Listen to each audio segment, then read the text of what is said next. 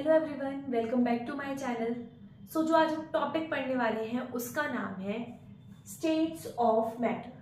अब ये टॉपिक बहुत इंटरेस्टिंग भी है, लेकिन साथ के साथ ये टॉपिक बहुत इम्पॉर्टेंट भी है, तो बिल्कुल ध्यान से समझना है। बिकॉज ये जो टॉपिक एग्जाम में बहुत ज़्यादा आता है, इस पर क्वेश्चंस बहुत ज़्यादा आते हैं। आप बोलोगे कि मैम आप तो बोल रहे थे कि इसमें से ज़्यादा, इस चैप्टर में से ज़्यादा क्वेश्चंस नहीं आते हैं। तो बच्चा, जब आपके ऐसे यानी कि हाफ ईयरली होते हैं, फाइनल एग्जाम होते हैं, तब आपको इसमें से 2-3 क्वेश्चन मिलेंगे। लेकिन जब आपके यूटी होते हैं तब इसमें ज़्यादा क्वेश्चंस आते हैं, ठीक है।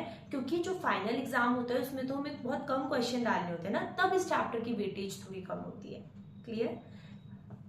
अब स्टेट्स ऑफ मैटर होता क्या है, पहले जो भी टॉपिक हो हमें वर्ड्स तोड़ तोड़ के समझने हैं, तभी समझ में आएगा, ठीक है। तो state of matter, you know what is matter. अब क्लियर हो गया होगा कि मैटर वो होता है कि कोई भी एक ऐसा सब्सटेंस जिसका कोई मास हो या जो स्पेस ऑक्यूपाई करता है, दैट इज कॉल्ड मैटर। समझ में आया। अब कौन कौन सी स्टेट होती है मैटर की, हम वो समझते हैं। 3 स्टेट होती है मैटर की। पहली होती है सॉलिड, लिक्विड। आई नो कि मुझसे पहले आपने ये बोल भी दिया होगा सॉलिड, लिक्विड, गैस, लेकिन जिनको नहीं पता वो समझ लें कि सॉलिड, लिक्विड एंड गैसेस, या फिर आप गैस लिख दो, ठीक है। समझ में आया। 3 स्टेट होती है, तो 6th क्लास में पढ़ लिया होगा, सॉलिड, लिक्विड, गैस। अब हम इन्हें 9th क्लास में आ गए हो तो हम इन्हें और डिटेल में पढ़ेंगे, ठीक है। तो सबसे पहले हम कौन सी पढ़ेंगे, सॉलिड स्टेट, ठीक है। तो पहली कौन सी है बच्चा, सॉलिड स्टेट। अब आप बोलोगे मैम डिटेल क्या, सॉलिड मतलब चेयर, टेबल, ये सब होते हैं मैम, इसमें भी क्या डिटेल। तो देखो, सॉलिड की क्या 3 कंडीशन होती है वो आपको ध्यान में रखना है, ठीक है। अभी जब मैं आगे क्वेश्चन पूछूंगी तब बोलोगे हाँ कि थोड़ा डिटेल तो है, ठीक है। 3 कंडीशन होती है सॉलिड की, वो आपको ध्यान में रखनी है। पहली कंडीशन जो इसकी होती है वो होती है फिक्स्ड शेप। इसकी जो शेप होती है सॉलिड की वो फिक्स्ड होती है। मैम कैसे, सपोज आइस है। अब आप बोलोगे कि जो आइस है उसकी फिक्स तो नहीं होती, वो पानी में कन्वर्ट हो जाता है। बट बच्चा, पानी में तभी तो कन्वर्ट होगा जब हम उसे बाहर निकाल कर रख देंगे, लेकिन अगर वो फ्रिज में रहेगा तो शेप वही रहेगी ना, तो उसकी फिक्स शेप होती है। चेयर है, उसकी फिक्स शेप रहती है, लेकिन अगर आप उसे हथौड़े से तोड़ने लगो या फिर आप उसे तोड़ दो तो उसकी शेप चेंज हो जाएगी, बिकॉज आपने एक फिजिकल फोर्स लगाया है उस पर, ठीक है। लेकिन सॉलिड की क्या होती है, फिक्स्ड शेप।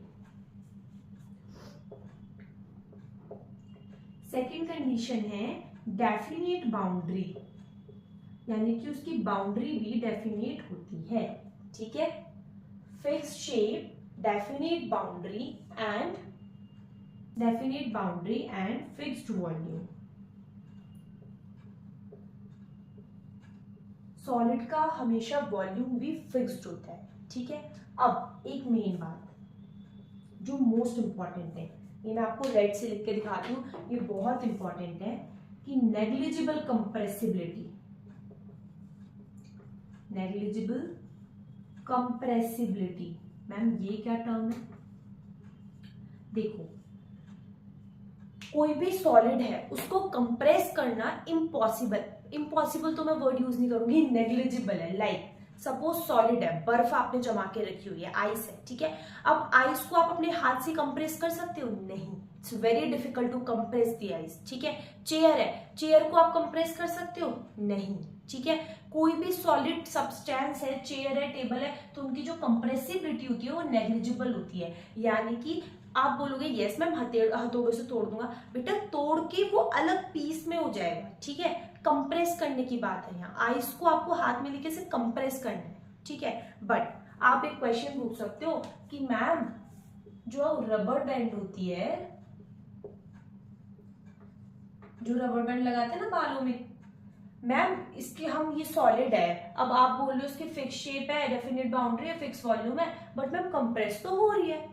अब बताओ इसका आंसर, बताओ, सोचो कि रबर बैंड तो कंप्रेस हो रही है, हम उसे ऐसे भी कर सकते हैं, खींच भी सकते हैं, उसकी फिक्स शेप तो है ही नहीं, बट वो सॉलिड है।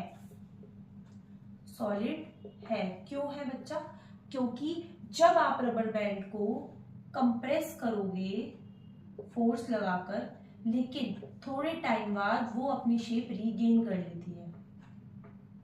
ठीक है, ये शेप यहाँ पे आपने कंप्रेस किया, लेकिन आफ्टर सम टाइम जो रबर बैंड है वो अपनी शेप रीगेन कर लेगी, regain their shape.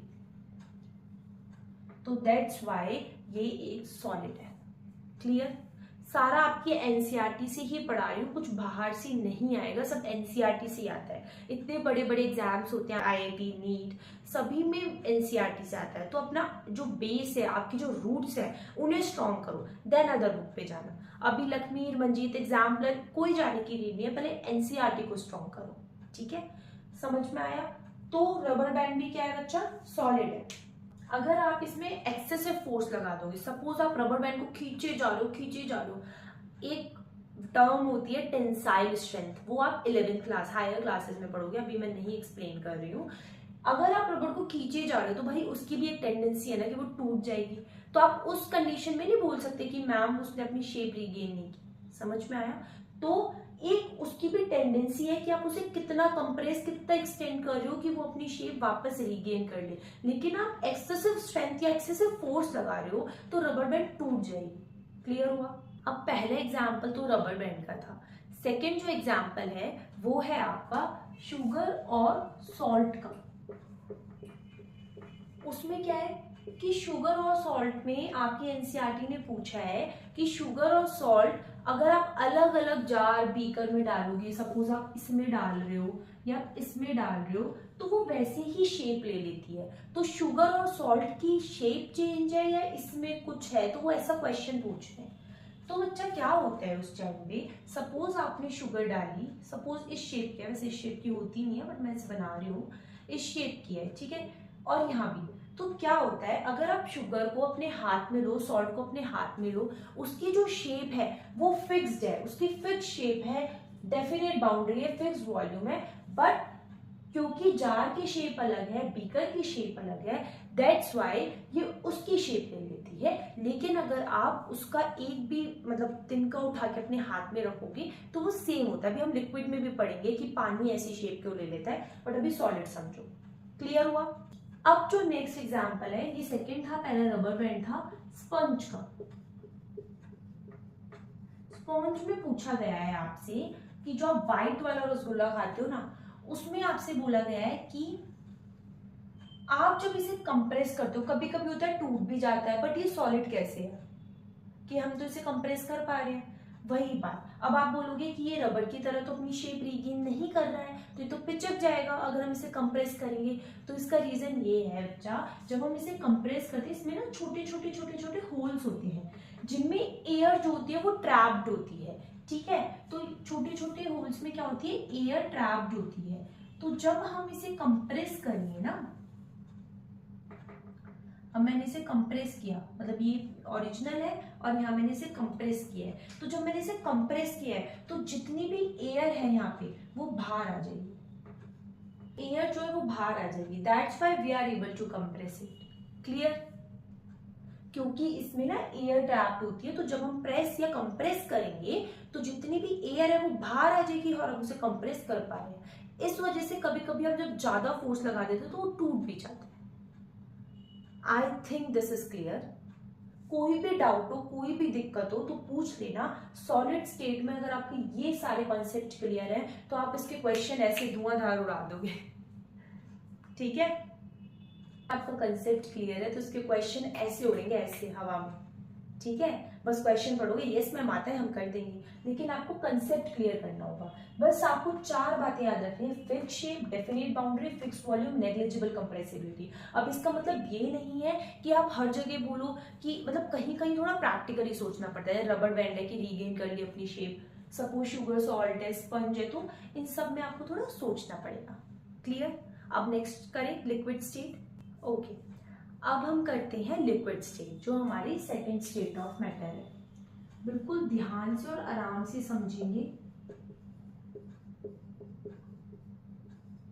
Liquid state,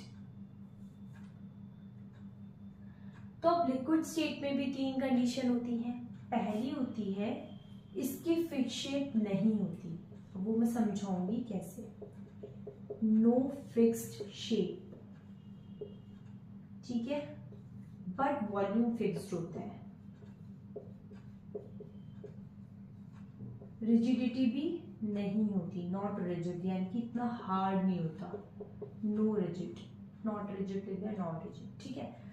अब इसमें आप एग्जाम्पल क्या ले सकते हो, अब देखो बहुत सारे लिविंग क्रिएचर्स हैं, बहुत सारे एनिमल्स हैं, एक्वेटिक एनिमल्स हैं जो पानी के अंदर रहते हैं, ठीक है। अब वो कैसे रह रहे हैं, देखो अब मैं आपको एक एग्जाम्पल के थ्रू समझा रही हूँ। सपोज ये नीचे पानी है, यहाँ पे आपकी फिश है, यहाँ पे आपके बहुत सारे क्रोकोडाइल है, ठीक है, एक्वेटिक क्रिएचर्स यहाँ पर आपके रहते हैं। अब ये कैसे रह रहे हैं, आप बोलोगे मैम ऑक्सीजन मिल रही है, तो बच्चा जो ऑक्सीजन है वो तो एयर में बहुत ज्यादा होती है, तो यहाँ पे कैसे आई, पानी के अंदर कैसे आई ऑक्सीजन। एक टर्म बताई थी डिफ्यूजन, याद हो तो, डिफ्यूजन क्या होता है, जब डिफ्यूजन क्या होता है कि the amount of substance that move from higher concentration to lower concentration. अब ऑक्सीजन की कॉन्सेंट्रेशन एयर में बहुत ज्यादा है लेकिन पानी में कम है, तो वो ऊपर से मतलब एयर से पानी में आ जाएंगी। दैट्स वाई जो फिश है या एक्वेटिक क्रिएचर्स है वो पानी में सर्वाइव कर पा रहे हैं। अब आप बोलोगे, अब मैं आपसे बोलूं, वही मैं एग्जांपल सॉल्ट शुगर वाला ले रही हूँ, एक ये बीकर है, एक ये बीकर है और एक ये बीकर है। अब पानी मैं इसमें 5 ml डाल रही हूँ, इसमें भी 5 ml डाल रही हूँ, इसमें भी 5 ml डाल रही हूँ, ठीक है, लेकिन बच्चा पानी की वॉल्यूम फिक्स्ड है, लेकिन आप इसमें शेप कैसी ले रहा है, एक ऐसी, इसमें ऐसी शेप और इसमें ये ऐसे करके शेप ले रहा है, तो शेप जो है वो फिक्स नहीं रहती। No fix shape, no rigidity, but fix volume होता है। Clear.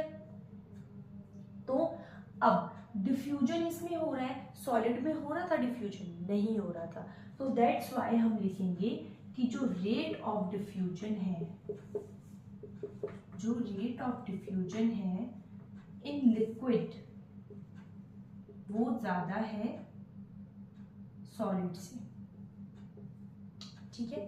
Rate of diffusion in liquid is more than the rate of diffusion in solid, क्योंकि लिक्विड में तो रेट ऑफ डिफ्यूजन बहुत ज्यादा हो रहा है ना, क्योंकि डिफ्यूजन सॉलिड में कैसे होगा, क्योंकि उसमें मूवमेंट की तो जगह ही नहीं है ना, तो यहाँ पे तो जगह है, तो दैट्स वाई यहाँ पे स्पेस भी लिक्विड में क्या है, ज्यादा है, गैस में और ज्यादा होता है, सॉलिड में कम, लिक्विड में थोड़ा ज्यादा और गैस में बहुत ज्यादा। आई थिंक लिक्विड स्टेट भी फिनिश है और आपको एक अच्छे से समझ आ गया है। कोई भी डाउट हो तो पूछ लेना, इसमें भी कंडीशन है, एग्जाम्पल मैंने दे दिया है और आपको ये वाली बात याद रखनी है, मैंने आपको समझा दी। क्लियर। अब जो हम नेक्स्ट और लास्ट स्टेट करने वाले हैं वो है द गैसियस स्टेट, ठीक है। कुछ भी समझना है तो पूछ लेना बच्चा, क्योंकि मेरा गला बहुत खराब है, लेकिन आपका सिलेबस पीछे ना रह जाए इसलिए मैं बता रही हूँ। तो द गैसियस स्टेट, इसमें सिर्फ आपकी एक ही कंडीशन है जो आपको ध्यान रखनी है कि जो गैसियस स्टेट होती है वो हाईली कंप्रेसिबल होती है। जो गैसेस होती है, गैसेस क्या होती है, हाईली कंप्रेसिबल होती है। फॉर एग्जाम्पल, हर चीज एग्जाम्पल देके समझते हैं क्योंकि ऐसे समझ भी नहीं आती, ठीक है। एलपीजी, आई थिंक सबको पता होगा, लिक्विफाइड पेट्रोलियम गैस। एलपीजी आपके घर में जो सिलेंडर होते हैं उसमें फिल होती है, ठीक है। अब इतनी सारी गैस एक छोटे से सिलेंडर के अंदर आ जाती है, क्यों, कैसे, मतलब क्योंकि वो हाईली कंप्रेसिबल है, ठीक है। आजकल इतने सारे लोग सिलेंडर्स यूज कर रहे हैं क्योंकि इतनी सारी गैस इसके अंदर आ जाती है, बिकॉज जो गैस है वो हाईली कंप्रेसिबल है। I hope this is clear, क्यों, ठीक है। अब दूसरा एग्जांपल लेते हैं सीएनजी। सीएनजी सब एज अ फ्यूल यूज कर रहे हैं फॉर व्हीकल्स, ठीक है, तो ये भी हाईली कंप्रेसिबल गैस है। एक मोस्ट इंपॉर्टेंट और सबसे इंटरेस्टिंग एग्जांपल ऑक्सीजन सिलेंडर देख लो। जो जो ऑक्सीजन हॉस्पिटल्स में सप्लाई हो रही है, तो वो ऑक्सीजन सिलेंडर जो कोविड के टाइम काम आए थे, तो जो गैस थी वो कंप्रेस ही तो है। जो सिलेंडर के अंदर गैस डाली है वो कंप्रेस करके तो डाली है, क्योंकि गैस तो इतनी सारी होती है तो फैल जाएगी। मैंने आपको बताया था कि बहुत ज्यादा स्पेस होता है, तो ये क्या होती है, गैसियस स्टेट की जो कंडीशन ये हाईली कंप्रेसिबल होती है। क्लियर। जैसे लिक्विड स्टेट में कंडीशन थी कि जो लिक्विड स्टेट होती है उसमें रेट ऑफ डिफ्यूजन बहुत ज्यादा होता है एज कंपेयर टू सॉलिड। अब गैसियस स्टेट में जो कंडीशन है, पहली कंडीशन तो यही है कि हाईली कंप्रेसिबल होता है। दूसरी कंडीशन इसमें ये है कि जो मूवमेंट है गैसेस का वो बहुत ज्यादा है, लिक्विड से भी और सॉलिड से भी। समझ में आया? मूवमेंट ऑफ गैसेस बहुत ज्यादा है। फॉर एग्जाम्पल, अगर मैं आपको पहले वाला एग्जाम्पल दूं, सपोज आपकी मम्मी ने सूजी का हलवा बनाया है, ठीक है, और एयर में जो पार्टिकल है और थोड़ी सूजी के हलवे की जो खुशबू है वो पार्टिकल में चली जाएगी, फ्रेग्रेंस, और वो डिफ्यूजन के थ्रू हायर कॉन्सेंट्रेशन से लोअर कॉन्सेंट्रेशन, यानी कि सपोज किचन से रूम में आएगी। ठीक है, तो जो मूवमेंट ऑफ गैसेस या मूवमेंट ऑफ पार्टिकल्स हैं, पार्टिकल्स ऑफ गैसेस, ऐसे ज्यादा अच्छा लगे, movement of particle of gases बहुत ज्यादा है, ठीक है, as compare to liquid and gases. समझ में आया? क्योंकि गैसेस में जो स्पेस होता है वो ज्यादा होता है, जितना ज्यादा स्पेस उतना ज्यादा पार्टिकल मूव करेंगे। क्लियर? समझ में आया? जितना ज्यादा स्पेस उतना ज्यादा पार्टिकल मूव करेंगे। इसीलिए घर में कुछ भी खाना बनता है तो हमें जल्दी से खुशबू आ जाती है, क्योंकि डिफ्यूजन भी है और मूवमेंट भी जो गैसेस का होता है वो बहुत ज्यादा होता है, रैंडम मूवमेंट होता है, कोई ऐसे डायरेक्शन फिक्स नहीं होती है। क्लियर? अब मैं आपको एक छोटा सा टॉपिक समझाती हूँ। सपोज सॉलिड है तो उसमें जो पार्टिकल्स हैं वो बहुत ज्यादा आपस में पास पास होते हैं, इतना ज्यादा डिफरेंस नहीं होता है, ठीक है, लेकिन एज कंपेयर टू सॉलिड करें तो लिक्विड में थोड़ा सा डिफरेंस होता है, स्पेस, ठीक है, लेकिन गैसियस की बात करें तो उसमें तो भाई बहुत दूर दूर होते हैं, रैंडम, एक यहाँ एक यहाँ एक यहाँ। ध्यान से देखो, सॉलिड में थोड़े आपस में क्लम्प्ड है, लिक्विड में थोड़ा स्पेस है और गैसियस में ज्यादा स्पेस है। ठीक है, अब मुझे लगता है कि आपको ये सब समझ आ गया होगा। नहीं, आपको कुछ भी समझ नहीं आया तो मुझे बता देना। अगर कुछ भी पढ़ाने में मुझे इम्प्रूवमेंट करना है तो वो भी बता देना, क्योंकि मैं आपसे तो सीखूंगी, सीखने की कोई उम्र थोड़ी होती है। ठीक है, आप मुझसे सीखो, मैं आपसे सीखूंगी। ठीक है, तो कुछ भी इम्प्रूवमेंट करना है तो वो भी बता देना। थैंक यू इतना सारा प्यार देने के लिए। Thank you so much.